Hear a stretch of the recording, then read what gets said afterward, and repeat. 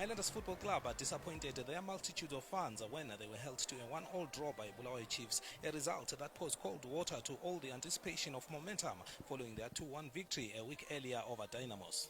Coming up against a Chiefs side that lost its opening match away to Green Fuel by an identical 2-1 scoreline, Highlanders would not take psychological advantage of an opponent that is still under construction following a mass exodus of players in the off-season.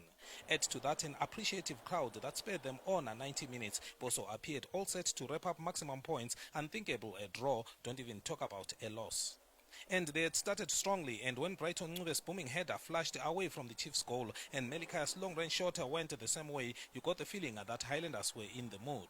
Maybe they were, and what they needed was just a goal to reward their early industry, a goal they surely were denied by the reflexes of their former keeper, Prosper Matutu, who went airborne to tip Peter Mudua's header away for a corner. Matutu, playing as if to prove his former paymasters wrong for letting him go, proceeded to defuse the resultant corner kick, and the Chiefs had survived the Highlanders' early barrage of attacks. There is no question Highlanders were doing almost everything right in the first half, and when you are proactive, you earn your luck, as when Mason Mushore robbed Panashe Shoko of possession, but Brighton Ncuve failed to punish and the great chance had gone.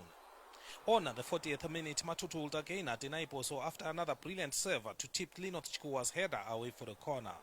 When Matutu was not the stumbling block, his upfield teammates, in particular Kolisani Skaramoyo, created a barrier in front of their keeper as they protected their goal with numbers and Boso just could not breach.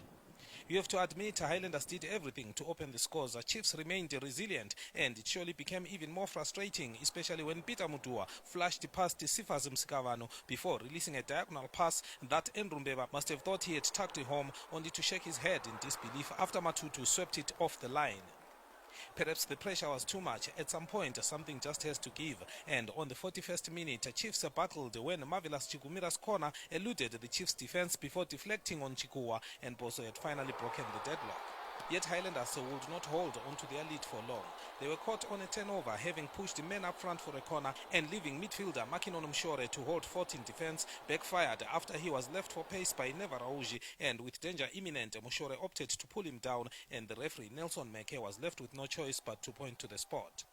Rauji picked himself up and sent his rising penalty above a diving Errol Smanda, and the teams were level again.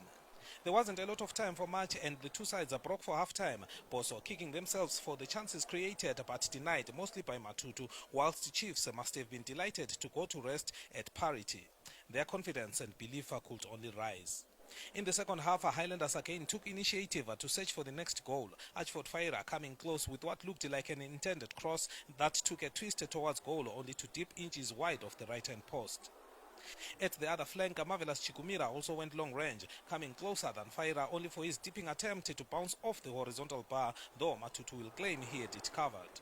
Ndrumbeba should count himself lucky to have lasted the entire duration of the match after escaping a second yellow card following a double-footed lunge with less than 10 minutes on the clock left.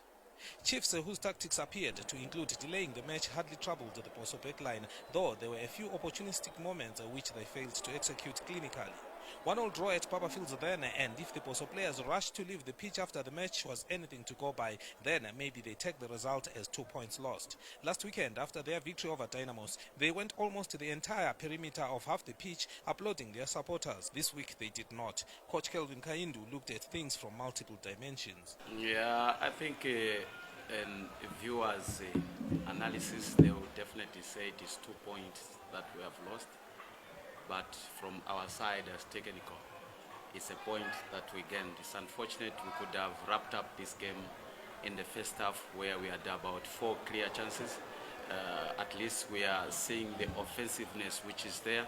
It's just unfortunate that we didn't get the goals, but for us to gain a point in a derby, it's always a difficult game, especially when you also play them during the pre-season. It makes it also difficult, but all in all, a point is better than nothing.